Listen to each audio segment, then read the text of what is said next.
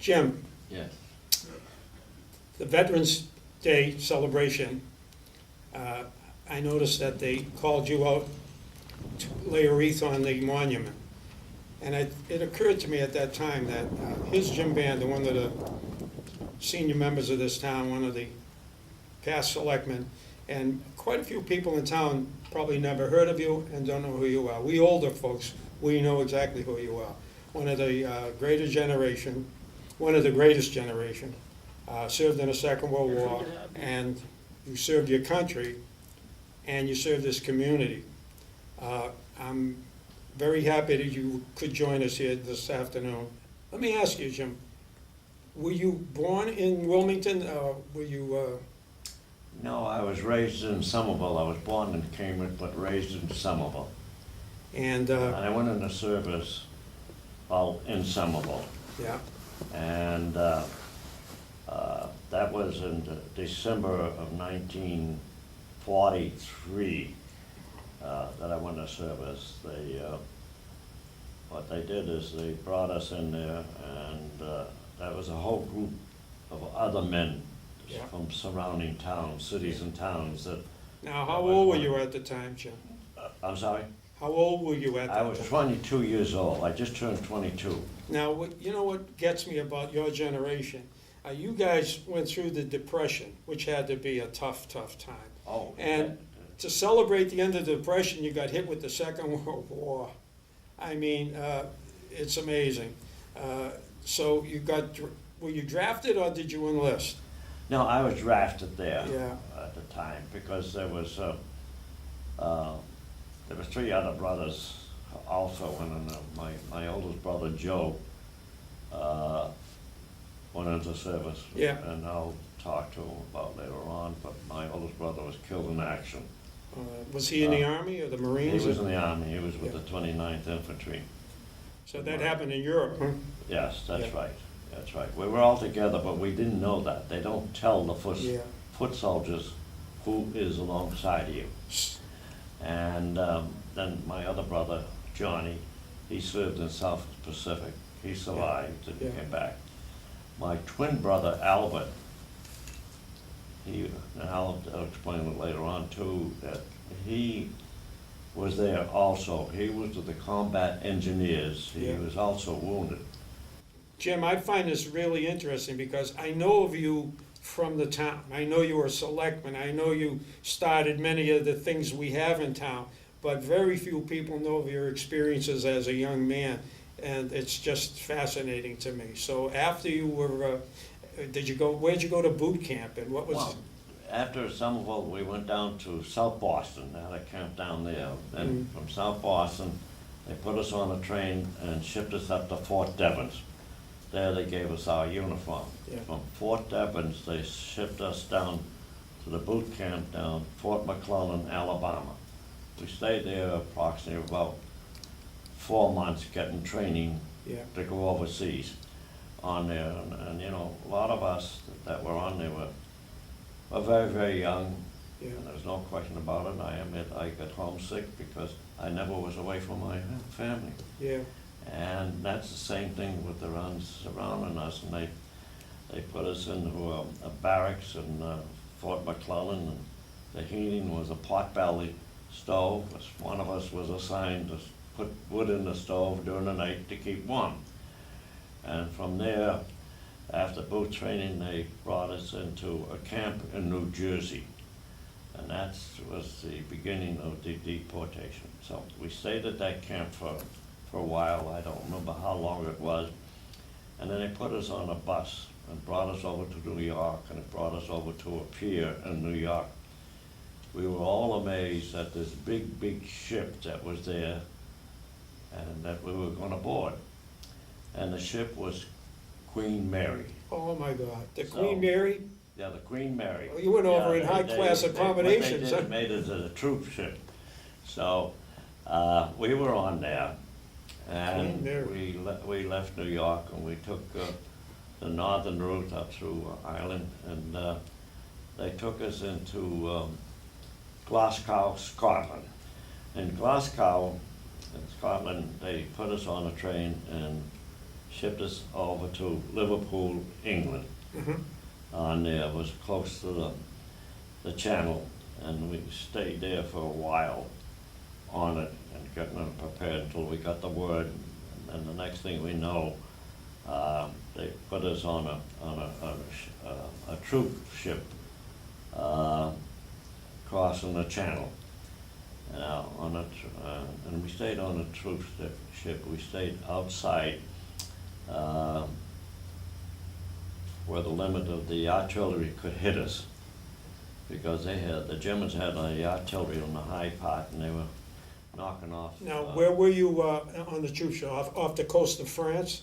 Off the coast of France. Yeah. Yeah, we could see France. Yeah. You could see land there. But the Germans had the artillery up high, and they were picking off the supply ships and even some of the other ships around. So, but we could see all the activity from there on there, and there was terrible fighting along the line. No question about it. The Air Force come in and try to knock off the pillbox.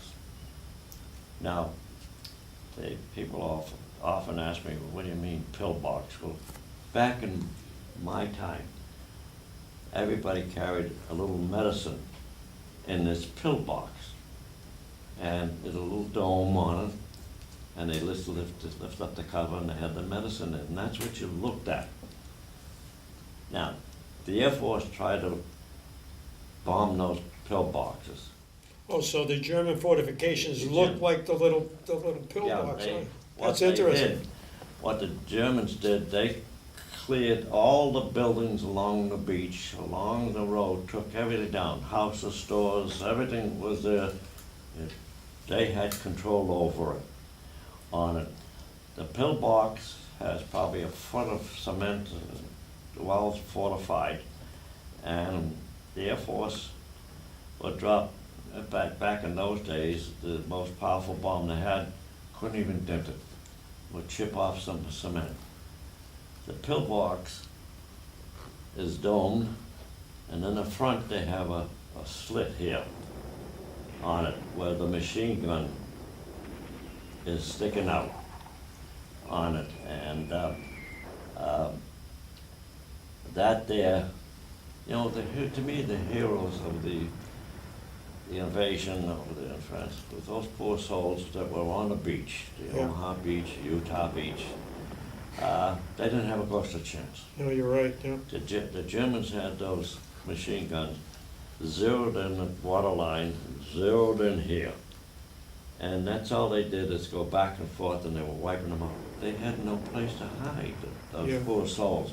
We couldn't go land, because I was with a tank outfit, Yeah. 2nd Armored Division, until they secured it.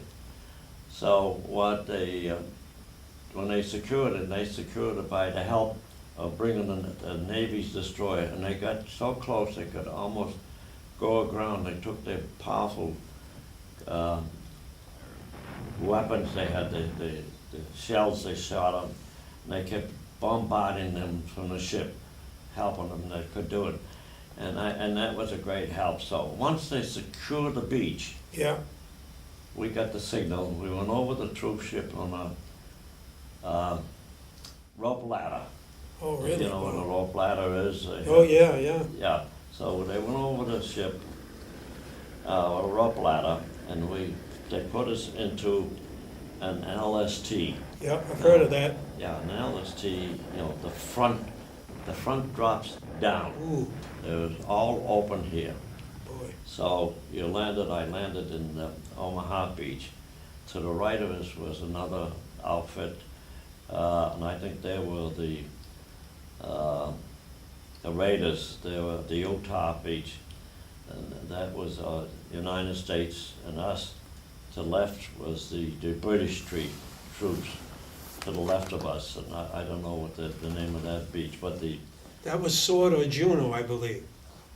The British beaches, yeah. yeah, I believe that was Yeah. it, but I'm not sure what it was, but the one beyond us was the Utah beach. They had a tough one, they had a wall to climb up and get the artillery off in the top. But meantime, all this is going on, the shelling and everything is going on, still going on, and trying to wipe them out. So once we got the signal, we landed with the LST, and of course, you don't land on the sand, you land on the water and you walk, and that's it. That's the first experience that you get. You get wet, and you live in that stuff. You don't find some place to change your shoes and socks, no way. It was June 6th. You know, this is 67 years ago, and my memory is not quite as sharp as it used to be. Well, mine should be, and I apologize. You were there on D-Day, Yeah, the that's very all right. first day. Yeah, I was My there on goodness. D-Day, and then we went over there, and then the tanks were in a separate built LST, and they went there, and they landed, and after they got in there, then we went in there, we would join the tanks, the outfit together, and when I was there, all of us saw a shell hit a tank, an LST with a tank, and the LST went down with all the tanks on it. 3 tanks went down with them, so I don't know if any survived out of that, but that was part of it, because you know, going back when they first invaded, and the LST dropped the ramp down, the Germans had a clear shot of shooting you just as soon as you got off of that ramp. They Yeah. had it, so it was difficult then. But going forward, then we moved forward, and you know, we fought our way in and on there, and we continued on through. So then, after securing some of the land through there, I can remember a town called Saint Lo in France, short distance from the front line. The Germans had that town surrounded. The Germans would not give up, so they called the Air Force in, and we were there, and I watched the Air Force come in and bombard and clean that, practically every building in St. Lo, leveled it. And guess what? The Germans came out from hiding down below.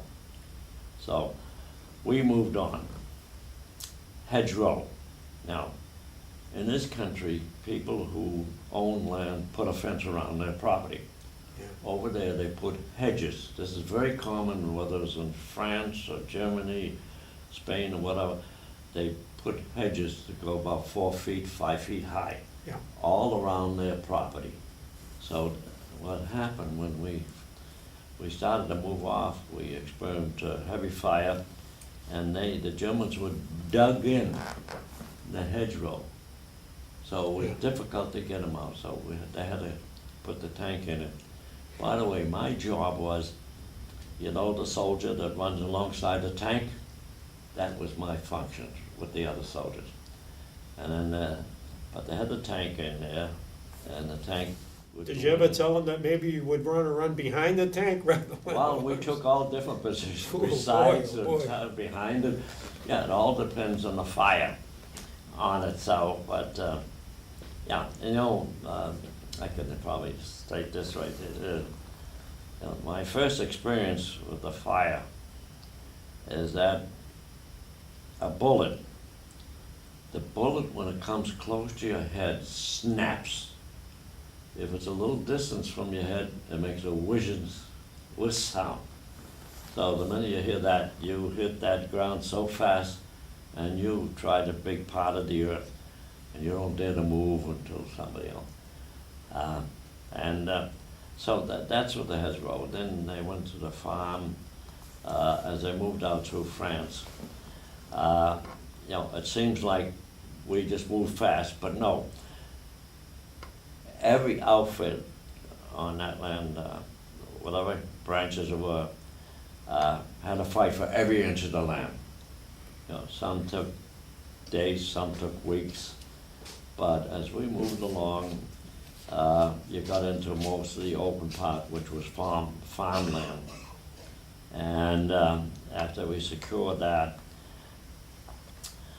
we moved into Germany. We're the first ones that broke the German line and got into German property on it. And we fought our way into, so we got into 15 miles inside of Germany on it. And that's quite a victory to get that much land away from the Germans, because they were the hard hitting. They're really veterans of war. They've been in war for many years before we got into it. Their equipment was far superior than what we had. In fact, our Sherman tanks would go and hide for fear of Mark IV. German tank would blow them off the face of the earth. And that's not to shame, but it was protection. Yeah, The tanks would either back right into a building, smash the building down for protection, because they were much, much superior. Eventually, they did get better. Now, Jim, how much time has gone by? You've been there quite a while by this time, Yeah, right? I've been there for quite some time. I was wounded in October of 44, so go from June to 44. Yeah, So, but it took all that time. But as we were battling the Germans, I took in prisoners, and it really hurt me, heart-wise. The first one that I took prisoner was an elderly German and a little, I call him a kid. Probably he was 16 years old, and he was crying when I took him as a prisoner. And I felt so sorry. I says, what in the world is that the young kid up on the front lines? So, I mean, he was well taken care of, because I think the elderly German, I think, was kind of happy to become a prisoner. And we don't take the prisoners. They have a military police who will take the prisoner back. quite a few of them wound up in England and in the United States. Well, that's it. They took her back from what they did with them after that, I don't know. And then I moved on, and I ran into a same situation further on, but there was more soldiers with them that gave up, and then they had probably a year or two, they were probably 17 or 18-year-olds. Yeah. Kids again. I mean, the soldiers didn't fight you. They really had, I've got the impression they had fighting all these years in foreign other land, Russia and Poland and so forth. So they didn't give us a hard time when they gave up. They knew the odds were against them. Yeah. Their time was running out, and they knew it. Their time was running out when they see tanks coming in. Yeah. It's about time to give up. So now, Jim, where were you when you ran into the German 88s, I guess it was? Yeah, when we got the 15 miles out. I don't know the German town because it had a German name on it. We took this town, and we knew we were going to get shelled. So we were preparing to dig in. We would have the foxhole. So as we were moving around getting ready, there's a foxhole, and you're always buddy with another soldier. You almost become one, the two of you together, because he's watching over you, you're watching over him. You become very close. And there was the foxholes were over here, so we're getting ready to go for the foxhole, and lo and behold, the shell came in. You never hear the shell that hits you. You always hear the shell that lands in front of you, and you'll hear the shell that lands in back of you. And that shell exploded nearby. I don't know how close it was, but the shrapnel that comes out of that shell runs about 100 miles an hour, maybe more. And all little pieces of metal. What the Germans used to do, we did the same thing. Any scrap metals, nuts, bolts, anything they used to put into the shell.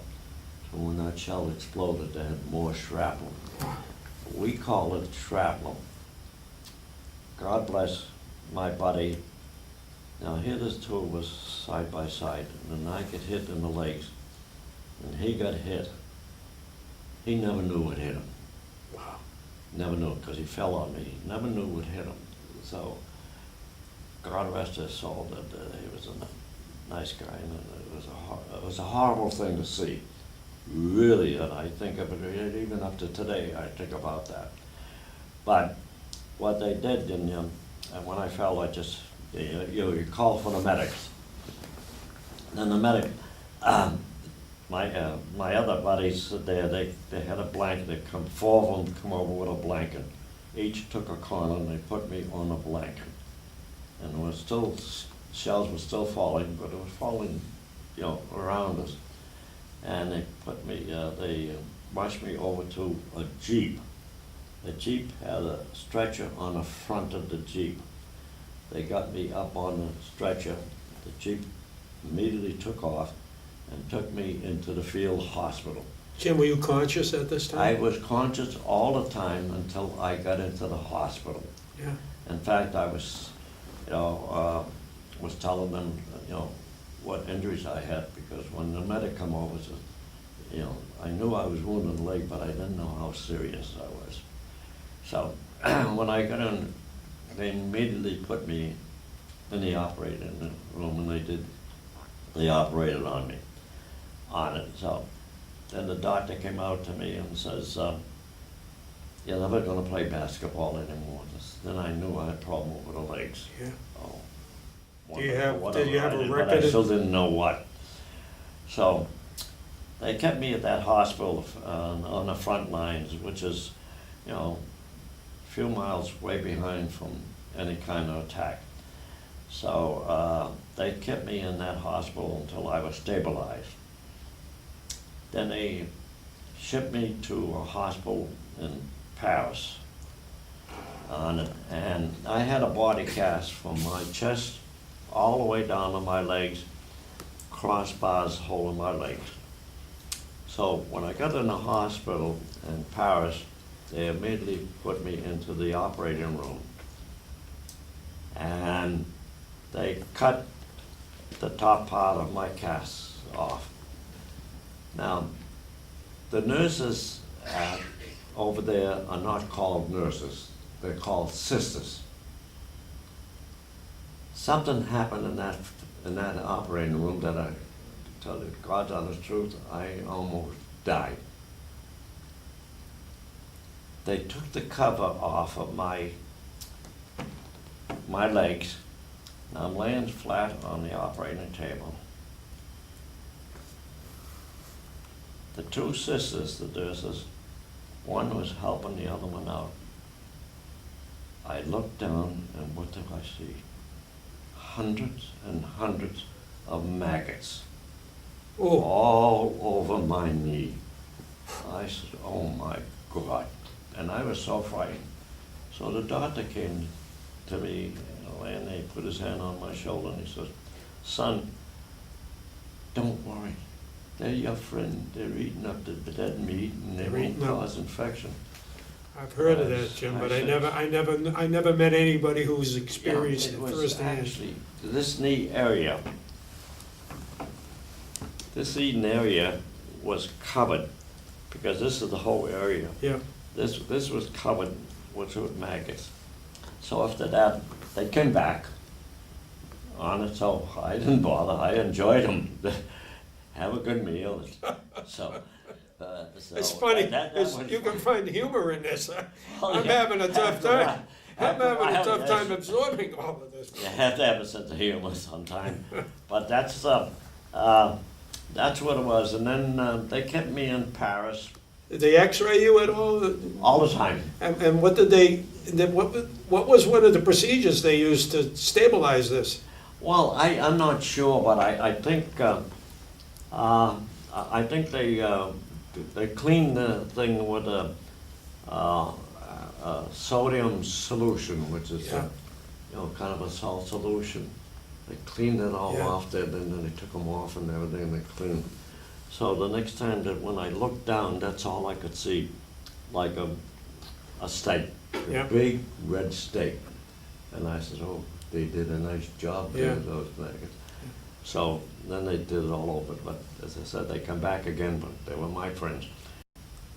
Put me on a Liberty ship and then shipped me back to the States. And when I got to New York, they, Now, did they put any pins in your leg or anything at that time? no, they did nothing, no operations until I Okay, get yeah. to a hospital that specialized into it, so, but you need special work here, the doctor says you need special work here. The nurse says, we're gonna send you close to your home. All right, from Fort Dix, they sent me out to Cardinal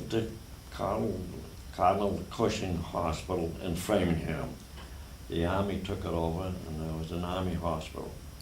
Cardinal Cushing Hospital. Cardinal Cushing Hospital in Framingham, yes. Now, was the Cardinal was alive at that time, right? Oh, he was alive because he used to come out and say mass to us, and He actually came out and he actually came out to me and he spoke to me. I was in a wheelchair and they took pictures of me in the Cardinal, and it was printed in the Boston Herald at that time yeah, on it, and I have that picture here someplace. But that's when I started to get special service for the legs.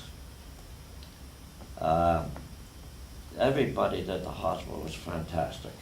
I couldn't walk now for over 2 years, but I had nothing to walk on because I had no knee in my left leg. My leg rate I had no bone. So they worked on my left knee, and I says, well, and these doctors all came in. I'll never forget one doctor's name when I was in the operating room. His name was Dodge, and he came from Mass General Hospital. I had all really professional orthopedic doctors. The service was great. So they looked at my left leg and I said, well, that leg has now grown together, because I was in a cast, so that I have a solid leg. And that's an unusual thing that goes on from here. Then when this was healing on, and they started to concentrate on my right leg. Now, my right leg had no flesh at all because the shrapnel had taken all the bones out of there. So what the doctors did is took my right leg and then sewed it up underneath my left leg this way. And once it grew together, they took it apart, and I had perfect skin, and it's all filled in. You wouldn't even know that I was wounded. They But grafted it from I didn't have any grafts I yet. never heard of it. So the next job was, what are they going to do with my right leg? And that was a problem. My height was the lower 5'7". This leg is fused in an angle, this much. So if they built this leg and just filled it in with bone, this leg would be longer than my left leg. So and your left leg fused at an angle, which shortened my height. shortened your height. That's And right. now they got a problem with your right leg, that it would be too long if they just do it normally, right? That's right, and they said that you will wear a built-up shoe 2 inches or more. And the doctor says, no, we can take care of it, son. So what they did, they shortened this, since there was no bone in there, they shortened this leg up here. Wow. And then they put 3 screws into this leg. Okay. I Yeah, hardly walk with a yeah. That's amazing. And you had x-rays taken of that, and you have those x-rays? Yes, I have x-rays there that, I'll show them to you all. And then that graft there took well, so this way, after healing, being young is Yeah. a plus, because you heal much quicker as as you get older. Absolutely, yeah. So this leg healed it up. I mean, I wear a brace, because if I didn't wear a brace, if I went down heavy on this, I would throw this knee right out. You don't have the support there, yeah. That's right. This here, the muscles and the tendons, I have what they call a dropped foot. I have Gotcha. no control of it, so this race here keeps my foot up, and I can walk down. But So Jim, I'll tell you, they there's, got me, so I had to learn to walk all over again. amazing. And they got me so I could walk. So that was fine. They did, you know, all that work and all that time, and they did a wonderful job. So they got to a point. They said, well, what are we gonna do about the left knee? You need some plastic surgery. So they shipped me out to Valley Forge General Hospital in Pennsylvania, because they were doing a plastic surgery. I was very, very fortunate. I had a doctor from Massachusetts, Dr. Joseph Murray. He was from Brigham Hospital at the time. The other doctor was a Dr. Concannon. Plastic surgery was just in its infancy at those days. Yeah, They were just experimenting. So Dr. Murray he took this side of my stomach, made it in a tube, a long tube, like a sausage. He attached one end after, well, they got the first, they made the tube and they had to get circulation in that tube. And that usually took about 3 weeks or so to make sure they had the circulation. When they had the circulation, they cut off this end here, and they attached this end to this arm here. On it, I have a picture showing that, Yeah. and we'll get to that later on. They attached it onto this arm here. Then after they got the circulation running from this arm to the tube, then they took this tube off, this in here, and they put it down in my knee. Now, when I was at the hospital at Valley Forge General Hospital, Dr. Murray was there, he was a doctor. There was a wonderful nurse there. Her name was Gladys Conrad. She was born in Lancaster, Pennsylvania, and there was the Amish country. Wonderful people on it. She was a charge nurse and she was also in the operating room. When they attempt to do the first transplant here, it wouldn't take. And then I came back on and she came over on it. And the doctors knew that I was kind of down at the dumps because we had no success on that. But she came over and she talked to me and tried to encourage me. And there was a box of chocolates alongside the bed, and I said to her, "Take it."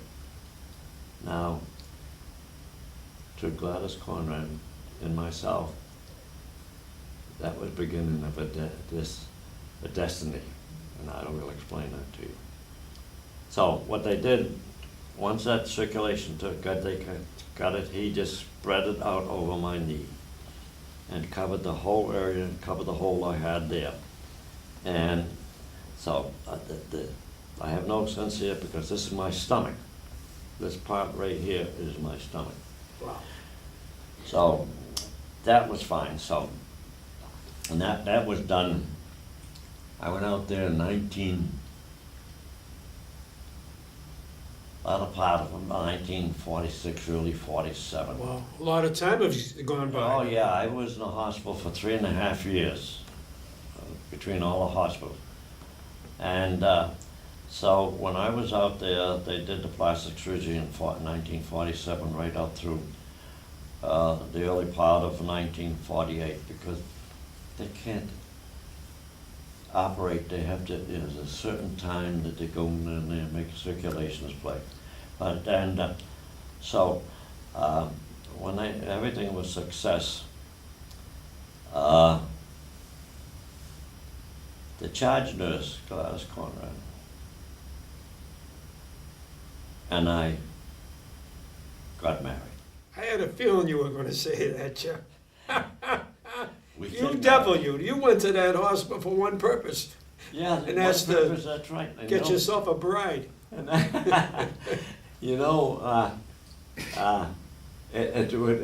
we just, you know, it's not one of these things starts. Did it last? It's my girl. It just went on. It was a gradual thing. Yeah, You know, yeah. we got together, and there's an odd thing.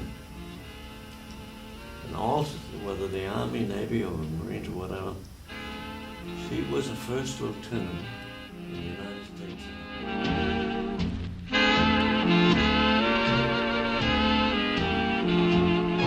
Regulation says enlisted officers cannot fraternize with I had enlisted a men. feeling that was gonna be a problem.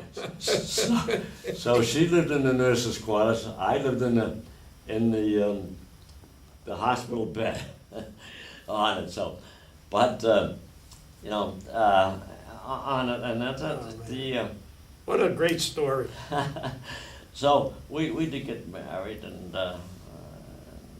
she was you know, she Jim. accepted Yeah. my disability. Ah, well, obviously, yeah. Person I am today. The person you are She today. is the full credit. She was. Let me tell you, there's a word that you've heard the word chutzpah. You've Yeah. got chutzpah, pal. You know, she encouraged me, you know, Yeah. all through my Well, life. Jim, I know this story is fabulous, but, and you didn't, you know, you touched on your experiences in Germany, but I've got my glasses here, and I know that our country paid you a great honor, and I know you wouldn't mention it, so I have it here, and it's a citation. This reads, "The United States of America. This is to certify that the President of the United States of America, authorized by executive order, February 4th, 1944, has awarded the bronze medal to Private First Class James F. Banda, followed by your serial number, 41st Armored Infantry Regiment, for meritorious achievement in ground operations against the enemy." In ground operations against the enemy. "During the Rhineland campaign in Europe, given under my hand in the city of Washington this 6th day of April, 1948. And I wanted our younger citizens in town to realize, I'm breaking up here, who Jim Banda is.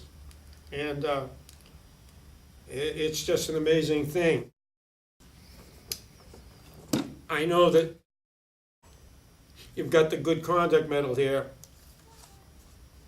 but you've also got the Purple Heart, the Combat Infantry Badge. These are some of the things I recognize.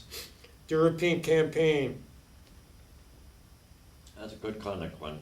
2nd Armored Division, Good Conduct. Yeah. But the ones that impress me here is that Combat Infantry Badge, the Bronze Star, the Purple Heart. Yeah, they're the three Uh, highest one. Jim, this is amazing. What we've done here today is just touch on the early part of your life. What amazes me is after all this that you went through, you came out and you gave yourself an education and moved to our great town, and that's the second half of our story. So we're gonna take a break, and when we come back, I think we'll let the good people of our town, especially the younger people, we older people know all about it, but we tend to forget. And we never heard in detail what you told us here this evening. But anyway, the second half of our show is going to be pretty much what you've done in our community and all the things you've accomplished.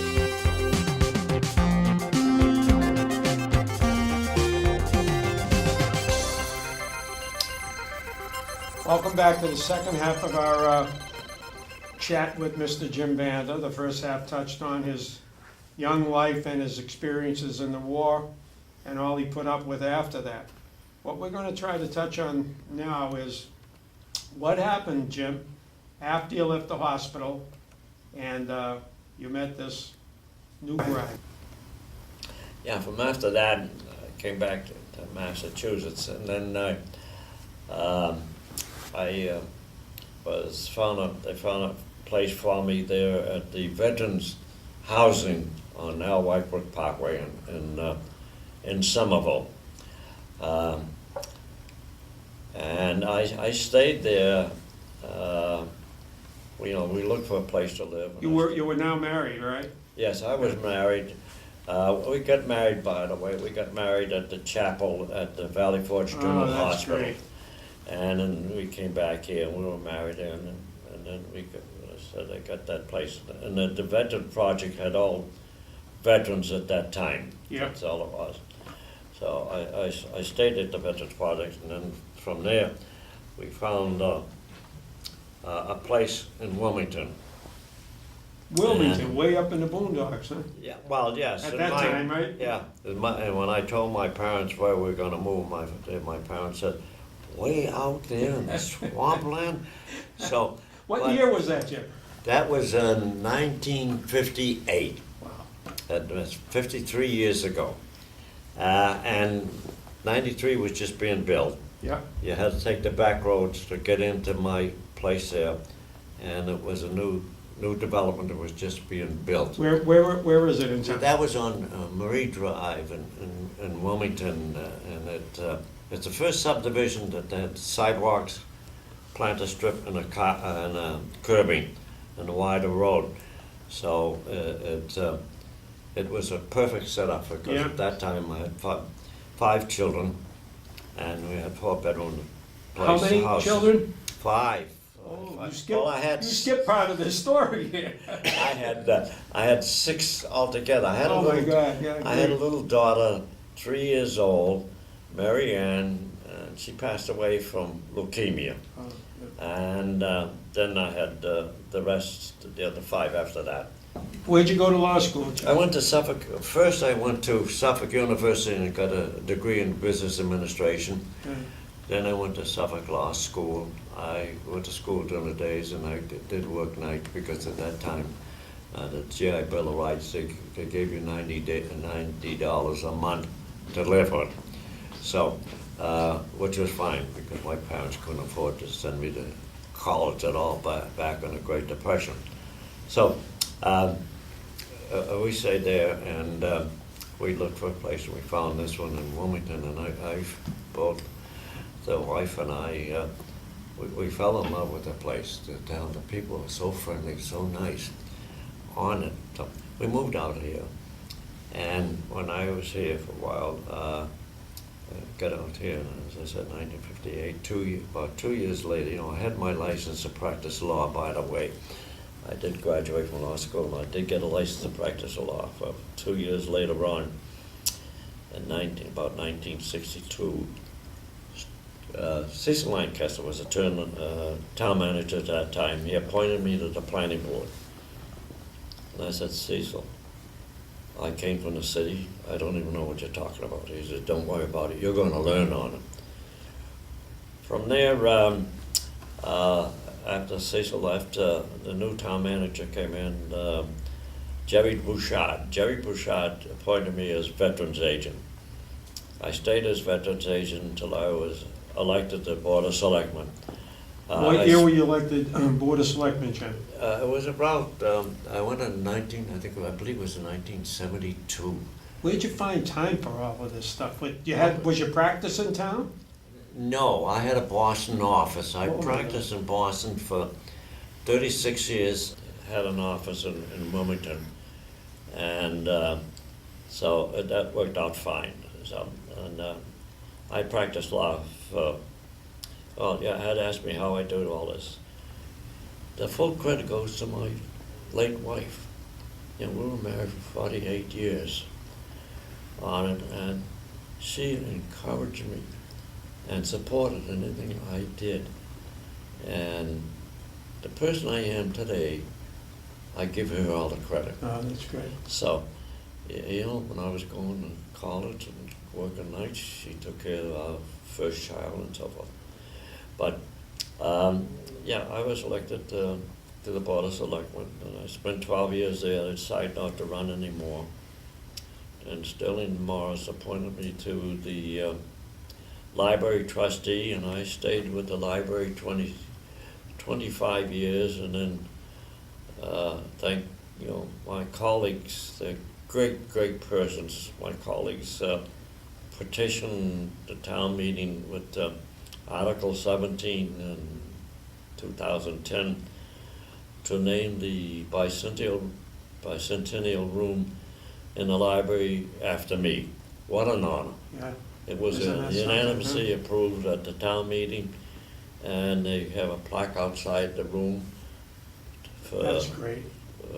Well deserved. Well, earlier, it was, And what? I couldn't believe it. And besides being on the Board of Selectmen, I know there were so many other things that you started or were involved in this town. Yes, at the very beginning, I was a co-founder with Emil Berger for the Family Counseling Service. Mhm. After that, I was the original member and founded the Wilmington Minuteman. Oh, so you're the one responsible for that group, huh? Yes, I'm the survivor of that group. Yeah. And it's the same thing with the Friends of the Haddon Tavern. Oh, my I was goodness. the original member of the Haddon Tavern, and I formed the Haddon Tavern. And then after that, I became the charter member to the the Friends of the Library, Wilmington Library. Yeah. So I was a charter member there on it, and those are the organizations. Yeah, and I know you still attend functions because at the Memorial Day Parade, I've always set that spot aside for you, the park, where we, members of the Lions Club, are serving the hot dogs, and you always come down and watch that parade, and you're still looking great and doing it. Now, you don't have to answer this question if Yeah, you I don't know. want I know what you're shooting for. to. What do you think I'm gonna ask? What my age is. How old are you, Jim? I just turned 90 Oh, years, a week ago. Well, there should be some fireworks going off for that one. 90 years old, God bless you, Yeah. right? So what else is happening now? Anything new? You're gonna start some new adventures? No. I travel, I go visit I have two sons out in California, one in San Francisco, one in Port Wyoming, that's named after an Indian. And I go out there and I spend time out there at California at the son's house.